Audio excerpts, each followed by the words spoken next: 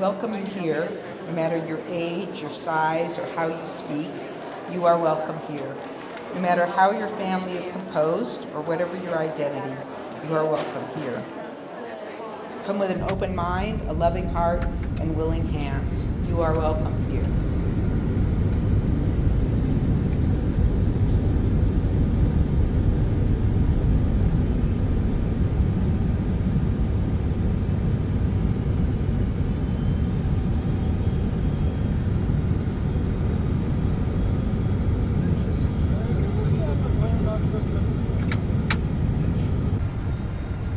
Inevitably, there are going to be some criticisms of the Israeli government and their laws.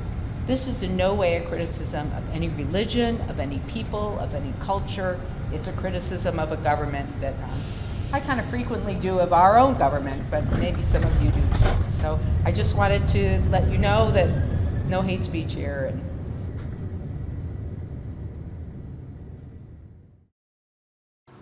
So I'm Barb Zind, Barb Preston also, and I'm a pediatrician, been here since 1996, and since 2010 I've been volunteering with the Palestinian Children's Relief Fund. That's a humanitarian organization that does a lot of things. Since 1991 they bring surgical groups over to Palestine, to the West Bank, Gaza, and Lebanon also to treat Palestinian children. They send Palestinian children who need treatment that can't be provided where they live to other places. They do some trainings. They've done some infrastructure improvements on hospitals and clinics in the West Bank and Gaza. And they also have people sponsor children with chronic diseases. And so those children get medications that they might not be able to get through the Ministry of Health. They can get transportation for infusions. They can just all sorts of things. They can get tuition for special schools, batteries for their hearing aids, all sorts of things. And so when I go over, as a general pediatrician, those are the patients that I see. Sometimes I bring people with me, and so you'll see Dr. Sally Gaglione, Dr. Lisa Waters, and Katie Brown, nurse extraordinaire, who's gone with me several times. So I was fortunate this time that I did not have anybody else with me. Okay, why do I go? So this is a small reason of why I go. This is just a small example of the lack or deficiencies in healthcare for people in Gaza. And this is just something from the UN. It just tells you, like, if medical care can't be provided in Gaza, they have to go up to other areas. Maybe it's just to the Palestinian hospital in the West Bank, or sometimes it's to Israel, sometimes it's to other countries, but they cannot get out. I need a permit to get in, they need a permit to get out. And you can see, especially for children, even a third of the children who need to get out, and these are critical diseases that they really need more help with, a third of them can't get a permit to get out. And even if the child can get a permit, 2/3 of the time, the parent accompanying them can't get out. One time, Lisa Waters and I accompanied a child who needed to come to the US for a prosthetic. And bless his heart, we didn't speak a word of Arabic, he didn't speak a word of English, and he just, with Google Translate, we got him to the right airport. But so that's one reason that I go, is because of the barriers for healthcare. And here's another reason that I go.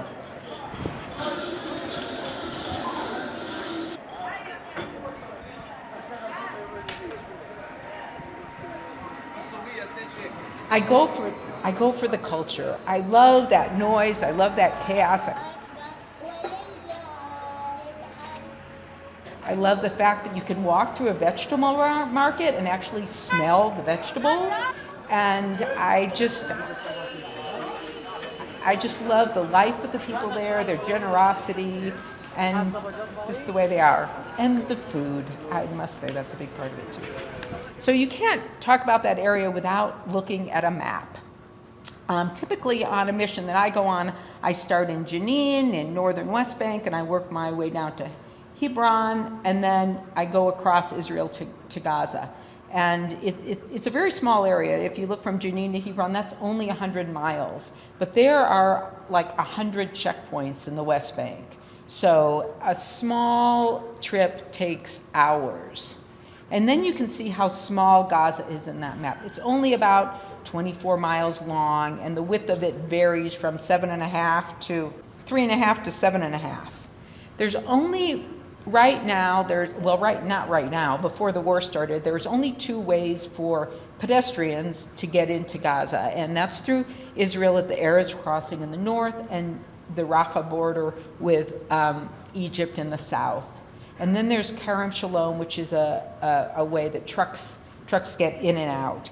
And those are really the only ways in and out. You need a permit to get in.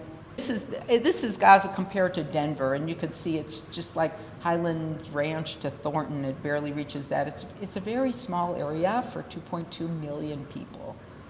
So once you go through this big security wall and all the security through the Israeli border, this is the next thing you see getting into Gaza. And when I first went in there, you walked about a quarter mile through this fencing, and they call it the largest open-air prison in the world. And this is your introduction to it when you walk through this cage.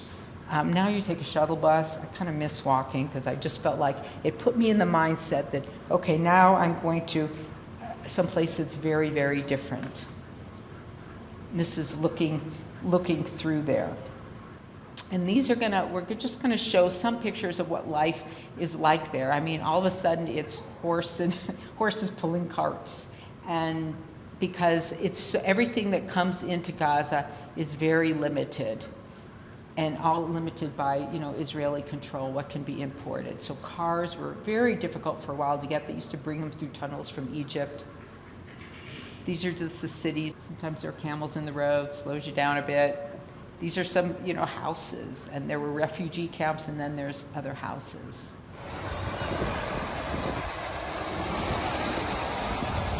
As those supply trucks came in with aid, there was really, the fuel was cut off to Gaza. And so sometimes the trucks wouldn't go right into Gaza. They would just go past the border and get in. And then other vehicles would have to transport that aid to different parts of Gaza. And sometimes they would have to use these horses and carts because there was no fuel to supply the trucks that were in Gaza to take them.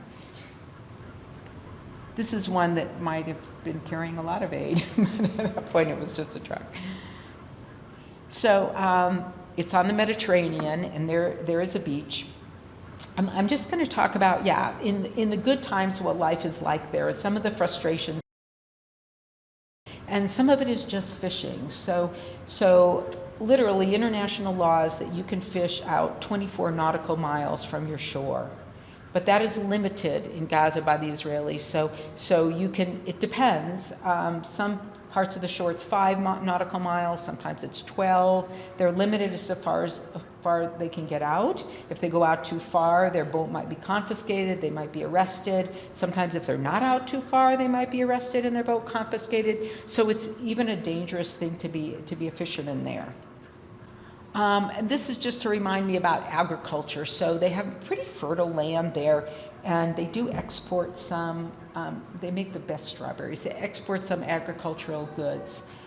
So in one year, like 2022, they exported about 176 truckloads of fruits and vegetables. Sometimes they're held at the border and they might rot while they're waiting. Sometimes they get through. In the next year, that was 2021, 2022, and the next year there is according to Jewish law, it was a year that in Israel they left their farms fallow.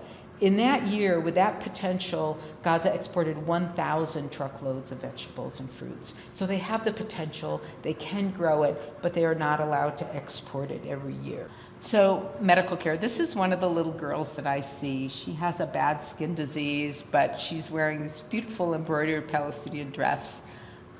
So medical care in Gaza and the West Bank is operated by the Ministry of Health, and also the UN, or UNRWA, UN Refugee Works Association, has some clinics also. So they are limited in Gaza. Israel limits which medications can come in and out. Sometimes they're out of supply. So I help look at these patients and see what we can do to improve their care, if we can give them money to buy medications that they might not be able to get through the Ministry of Health, or get other treatments and things like that. PCRF sponsored 2 oncology units. The one in Gaza they built, it was just completed a few years ago, and it was just beautiful. It's destroyed now, but they were importing chemotherapy for those children. But just to give you an idea of some of the barriers, if they took a biopsy on a child with cancer to send to a specialty pathologist, that biopsy would have to get a permit to leave Gaza to go to Israel. And then you have to get a permit for the person carrying the biopsy to the other facility. So there were a lot of barriers to health care. There's about 36 hospitals in Gaza, but this is Al-Shifa Hospital, which is one that we've heard of a lot in the news, and this is their newborn intensive care unit. I'm sure you heard in the news about all those babies in the neonatal ICU who had to be transported because the mother-baby unit, which is fairly new, I mean, this is really an up-to-date NICU. And but they were about 2 blocks from the General Al-Shifa Surgical Hospital, and so in general, when a newborn needed surgery, they would take them by ambulance over there. That's the safest way to take a neonate 2 blocks. But in this case, they hand carried those babies so they could keep them warm because, as you know, fuel was cut off within the first few days of the war. They're used to fuel. They're used to electric blackouts. Hospitals have generators, hospitals store fuel. And when I first got there before the war, they had their rolling blackouts, and at that time it was 4 hours on, 4 hours off. So people had solar. People were used to having every 8 hours, only half of those hours electricity. But they were running out in Al-Shifa, so for that consolidation, they used the babies. Now you can also see that there's 2 babies in this warmer. So as modern and as great as this newborn intensive care unit was, it was still not enough for the population. So they had to double up. That increased their infection rate. But you know, they just do what they can when you have a baby. So this is Al-Aqsa. This is another hospital. This is now in central Gaza. This hospital is still working. And they also had a brand new newborn intensive care unit. This is their pediatric unit. They had 50 beds, 2 pediatric units. Sorry if I'm talking too much medical talk, but 2 pediatric units. They had 1 oximeter. I don't know how many of you have oximeters in your house since COVID. Right, they had 1 oximeter for 50 babies, 50 children in their unit. So they really needed a lot more equipment, a lot more help. Right now, Al-Aqsa is the only functioning hospital in their district in central Gaza. They are having ongoing evacuation orders and hostilities. 600 patients left the hospital. They don't even know where they went. They only have 1/3 of their medical staff, and they're running at like 2.5 times their capacity. A couple international aid organizations, including Doctors Without Borders, have left that hospital because it's unsafe, because it's going to be targeted even more. And the head doctor, I saw him interviewed recently, he asked only to remain a deconflicted area. He just wants that hospital to be safe from direct bombardment. So this is a picture about hope. So people live in this conflicted area, and these are medical students with Dr. Lisa Waters. She presented a talk about adult cardiac issues that I had no idea what she was talking about, but they knew it. They were following her, and they're all men, but there's 2 medical schools in Gaza. One is the Islamic University, where there are women medical students, but they study in a separate area, and then there's another one where they're combined. But they have hope. They have difficulty leaving Gaza and doing specialties and in other areas. It's just difficult for them to get a permit to leave and get further training. So my last visit to Gaza, as you all know, I arrived October 6th. Just ready for my clinic. It was a Friday. That night, I stayed in a little hotel, the Marna House, has about 12 rooms. And they have this open area and they have tea, and they have people smoke the hookah, and it was just alive that night. It was just full. You could smell that sweet tobacco smell. There were kids running around, all of them using their outdoor voices at the top of their lungs, and if they went astray, anyone was their parent and just moved them together. It was like a village of people, and it was just wonderful. And I met with the program director in Gaza with PCRF, and he invited me to go walking on the beach with he and his daughter. So we went at 6 in the dark, and about 6:30 we saw missiles going off from Gaza towards Israel, just in all different directions, just hundreds of them.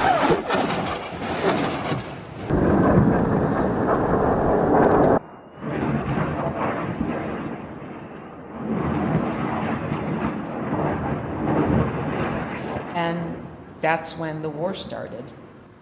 This is my hotel room.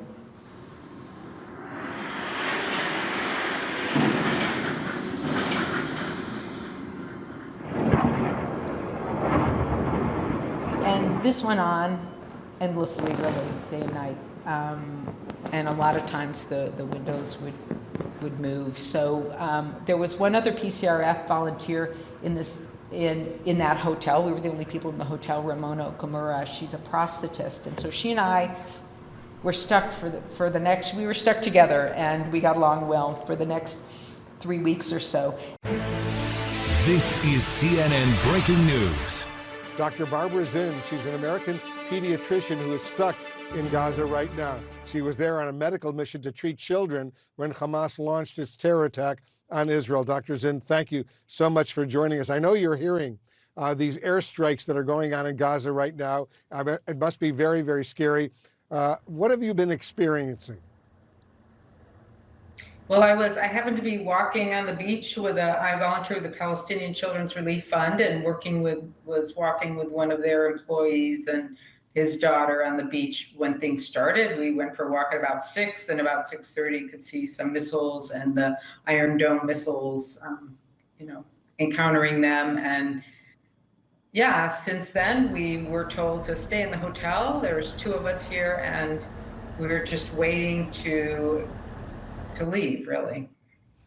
As you know, Israel has been striking various targets in Gaza throughout the day in response to the Hamas terror attacks that have been going on against Israel. You were there on a routine mission, a very important mission to take care of children. Were you prepared at all for this? Well, whenever you go to Gaza, you always know that there's danger of some violence while you're there. But no, I wasn't prepared for this. Let us know if you need to go into some sort of a bomb shelter or whatever, because I can hear those explosions going off right near you. There are no bomb shelters here. After about 4 days in the hotel, they opened up a UN center, an office building in Gaza City, and so we joined these other international aid workers. So these are from all different organizations: Catholic Relief Services, Doctors Without Borders, medical, there were just tons of different organizations. And these were our roommates, these were our friends for the next about 3 weeks, really.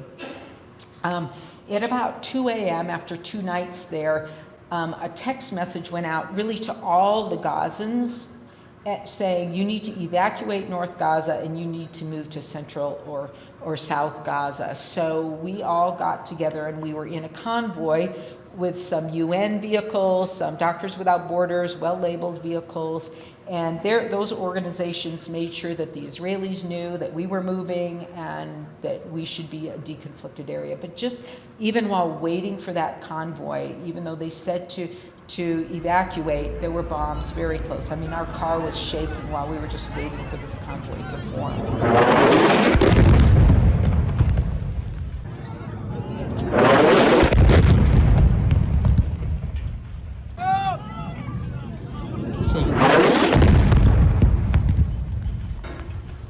So then we went to another UN facility, a vocational school, and it was crazy. There were thousands of people coming in. We got there, and this is what it was like, just chaos. I mean, but people sought the UN places for safety. The schools were already full of people, internally displaced people. So this was at this huge vocational school. In the 2 days that we were there, the buildings just full of people. I mean, you couldn't even walk upstairs because a family of 20 would be asleep on the landing. And the minute these people got to this vocational school, they started making shelters for their family. They took every spare brick. They were building shelters. They took wood pallets. They were just ready to settle in. There was no food available there. You would have to go outside to get food. But in a couple of days, there were coffee shops just sprung up and little places where you could get chips and snacks. They were used to this. We stayed there 2 nights, and then we moved to another place. So this is before the war, and this is a UN logistics center. So those are all warehouses, all those white things. You see that little bit in blue that I kind of shaded in? That's the parking lot where we lived for the next 2.5 weeks with that group that was in the other area. So this is, it's hard to say, but this is from the Washington Post, but you can see just the 30,000 people moved into that area. Those warehouses were emptied out of all the goods they had, and people were in there, and they could barely breathe now. I mean, there's so many people in that area. They had some food to give out, so they would give out a pita bread and a can of meat, and be a half a can per person, and then by the time we left, it was a quarter can per person. They just were so limited in what they could do. So I'm going to tell you about us and about the area around us. So we were in our cloistered little parking lot, and then there were all these people near the warehouses, and one of them was Hassan, one of the financial workers for PCRF, Palestinian Children's Relief Fund. I'm just going to call it PCRF now.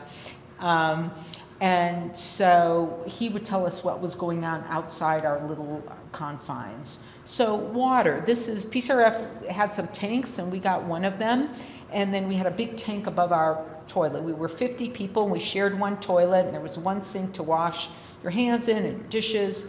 And so we would get a truck come and fill up these water tanks. We also had a lot of reserve bottled water. Once a day, and for a few days, it was even twice a day. We had trouble, keeping that water, not flushing the toilet too much, not washing our hands too much, though you want to wash your hands. And by the time we left after that 2.5 weeks, it was coming more every 24 to 36 hours. It was not fully complete filling up our water. So we were limited with water. But out in the general area where Hassan lived with his 8 children and 150 close relatives, because he has 18 siblings, their toilet was like several hundred people per toilet, and sometimes those weren't functional. They had a hose with the brackish water, and sometimes that was all their water, and sometimes they got clean water. There's no surface water in Gaza. There's no lakes or rivers or streams. They have an aquifer underneath, but it's been so used by both Israel and Gaza that it just has salty, brackish water in it. And so really, they get their water from 3 big pipes that come from Israel. In the beginning of the war, Israel shut off 2 of those pipes in North and Central Gaza, and only allowed 80% of the normal flow into the South Gaza, and that is the only potable water in Gaza. So obviously that is not enough. Now they've opened up the middle and the South Gaza pipes for water, but still there's no potable water in North Gaza, and there are still people living there. We made a little shower area. Shower meaning you got a little liter of water, and then take a shower with a liter of water, and wash my hair and everything, and wash a shirt at the same time. And then the other one was for our laundry. And that was when there was more water. We'd get that filled up with water when the truck came. But later, there wasn't enough water to do that. So food, we were lucky. We were humanitarian aid organizations. Our organization could pay stores electronically or restaurants electronically, so we had food brought in the beginning. After a while, you don't want to buy restaurant food because no one's had any power, so you don't know how they're refrigerating that food. So we would just get canned food and things. Near the end of our stay here, we had a logistician who took an Excel spreadsheet and wrote down all the food we had and figured out for 50 of us, we only had food for 2 days at 800 calories per person, and some of these guys were pretty big and strappy. We were able at that time to send a driver out who had to drive all the way to Gaza City, which was pretty dangerous, and he got enough food for another week for us, but said that those stores are going to be out of food in the next week, and that's the end of October. So I have no idea how people are really surviving on food that they have. So people ask, what did we do when we were there? We had electricity. We were able to, charge up things. And there was a little shady corner. And those people in the bottom right these were people from all over. These Africans, Asians, Europeans, from all over. So it was a really interesting group, a really mixed group. And so I would hang out in the corner with these guys. There was a short time when we actually had Wi-Fi, but there were many times when our phone service, all telecommunications went out. And that still happens. It goes out, comes on. For me, it was difficult. I couldn't communicate with my family, but I can't imagine. I knew my family was safe. Maybe they didn't know I was safe, but for these families that still had family members in other parts of Gaza, it was just devastating that they didn't know if that person was still alive in North Gaza and other areas. If I were in your shoes, I would be in a panic right now. How do you maintain that sense of? Well, I'm fortunate to be an American, right? So I feel like I, have the country on my side to get out, and I really am in a safe place. Before this, we were in a hotel that was very safe. There were a lot of explosions pretty close by, but I would just kind of stay in a safe place and stay away from windows and follow directions that I had. I learned a little bit of Arabic too. Our last day in Rafah was in Rafah City. This is the view from our, just the view of the street that we were on. And switch it. This is where I slept on the floor then. Mostly I slept outside on a cushion. I'm a pretty good sleeper. I can sleep through bombs as long as they don't shake the ground. Under a street light. I'm a good sleeper. So these are some kids, Bedouin kids in the West Bank. I love this picture, so I put it up. But it's not even congruous with what I'm going to talk about. So since I left, what is it like? So first of all, things that I felt safe with. I felt safe riding in a convoy with a UN label truck and a Doctors Without Borders MSF truck. And they had called, the IDF and let them know we were going. But that's not safe anymore. The IDF has shot at Doctors Without Borders labeled vehicles. There, a bomb went in an apartment or a facility that was housing 100 staff members and killed a 4-year-old. And those are clearly deconflicted areas. Doctors Without Borders tries to be so safe, and so when their people are dying and being shot at, then it's nothing. Nothing is safe. I felt safe in UN facilities, but I wouldn't feel safe there now.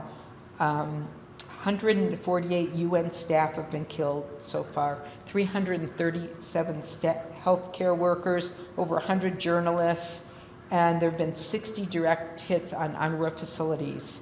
315 internally displaced or Gazans who are in these UN facilities. 315 were killed while they were in UN facilities, and 1,148 were injured. So none of those places where I went are safe. I mean, the death toll. 85% of the population, or 1.9 million people, are displaced from their homes. 300,000 are under extreme starvation, almost 1 million are under extreme levels of food deprivation, and 2.2 million are in imminent danger of starvation right now. You know that the food was stopped, the aid trucks were stopped. On a good day, before the war, 500 aid trucks went in every day to provide food, fuel, medications, other supplies for Gaza. Now, on a good day, we get 140 trucks in. So that's been just devastating for people there. And 2/3 of the hospitals are not functioning. 60% of housing is destroyed. We know about mosques there, 142 were destroyed, but 2 churches were destroyed.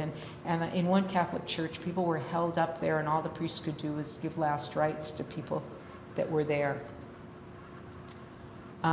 It's devastating. I'm going to play, this is from a fundraiser of the New Jersey chapter of PCRF.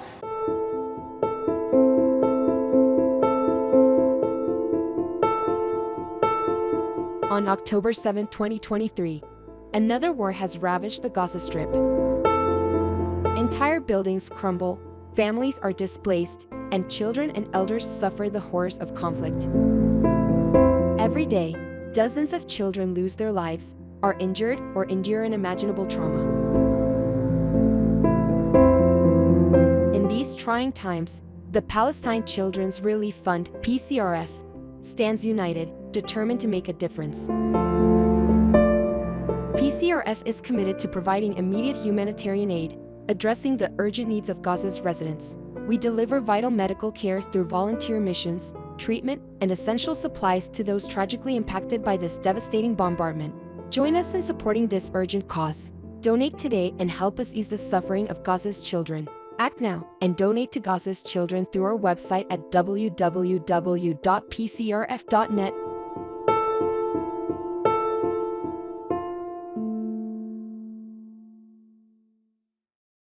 These are the most resilient people I've ever seen.